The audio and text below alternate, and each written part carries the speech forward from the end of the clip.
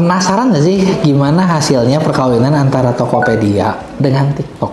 Nah, kan udah rame ya dari kemarin ya, semenjak TikTok Shop Reborn, bukan Reborn ya, kan TikTok Shop mati hidup lagi nih.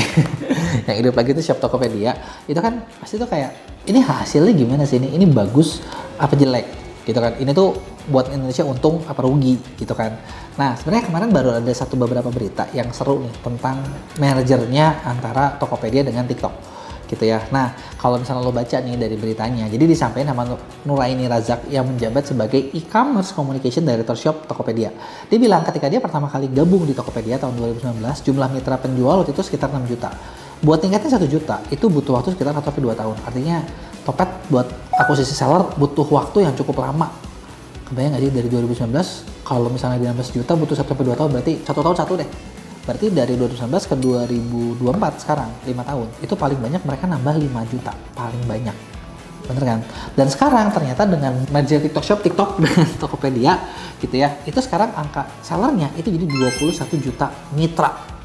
Lu kebayang nggak dari 6 juta jadi 21, itu udah hampir kali 4 coy, 3 kali 3 lebih gitu kan. Itu kan berarti percepatannya ya itu kencang banget, dan di mana rata-rata mitra penjual adalah UMKM dan IKM, industri kecil menengah. Dan sepanjang Ramadan 2024 kemarin, ternyata penjualan rata-rata mitra shop Tokopedia itu meningkat 3 kali lipat. Dan selama Ramadan juga transaksi merek lokal meningkat 9 kali lipat. Yang kalau misalnya dilihat itu secara angka gede banget guys. Bayangin gak sih lu, jadi kayak kalau ini ya, gue lihat dari data ini secara mayoritas gini. Jadi kayak kalau gue, anggaplah gue bikin gimana, kita punya rekan seller sekian, setahun tuh kita paling nambah sekian, terus gue merger, jebret. Begitu mergernya kan baru kan, bener nggak? Kayaknya belum setahun deh, nggak baru juga baru lahir lagi kan.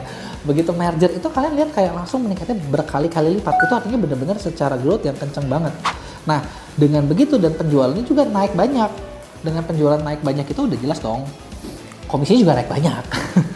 Ya kan? Nah, dari berita kemarin di kuartal 1, nah, bulan Februari dan Maret, Goto tuh punya pendapatan jasa e-commerce dari TikTok Shop sebesar 110 miliar rupiah. Nah, insight-nya apa nih? Dengan meningkatnya jumlah mitra shop Tokopedia, itu pasti kan berdampak pada ekonomi Indonesia, bener nggak? Fakta dong. Karena nih, lo bayangin, artinya dengan banyak seller baru yang masuk ke shop Tokopedia, itu kan artinya orang-orang yang dulu jualannya offline, masuk nih ke sana. Yang tadinya pasar itu tuh nggak didapat sama Tokopedia. Terus pasar itu sekarang jadi dapat. Tokopedia kan kalau lo perhatiin, itu mereka tuh dapat untungnya dari fee penjualan. Yang fee penjualan tersebut tadinya nggak ada. Dapat berapa kali lipatnya, lu dapat, dan itu suatu pasar yang gue lihat gede banget. Nah, terus dari latar belakang mitra penjual, yaitu berasal dari UMKM dan IKM, harusnya sejalan banget nih dengan visi pemerintah yang melindungi UMKM dari monopoli pasar biar bisa berkembang. Bener nggak? Dan di online juga artinya lebih bagus. Nah, ujung-ujungnya nih kalau misalnya gue lihat ketika si UMKM-nya sendiri berkembang jadi lebih baik, ekonomi Indonesia harusnya jadi lebih baik, bener nggak? Nah, gue pengen tahu nih menurut kalian, apakah si merger ini itu sesuatu yang bagus? Atau kan kalau kita lihat, karena kan beritanya masih ada nih, karena gue ngerasa banget waktu sebelum Ramadan kemarin, kenapa gue bisa bilang gue ngerasa banget? Karena kita di Mia itu salah satu partner resmi dari shop Tokopedia. Gitu, partner resmi dari shop Tokopedia di berbagai mitra bisnisnya. Gitu kan, dan gue tahu banget banyak klien-klien tuh kemarin tuh yang kayak, duh mau jualan nggak ya di shop Tokopedia? Emang kenapa? Iya nih takutnya tutup nih, katanya kan mau ditutup lagi, beres lebaran juga udah tutup lagi tempatnya. Nah, gue tuh banyak banget dapat ketakutan seperti itu dari seller gitu kan. Nah, ketika kita lihat seperti ini gitu ya, ternyata Tokopedia setelahnya jadi lebih banyak, pertumbuhannya lebih bagus, produk lokalnya lebih bagus, ini lebih bagus.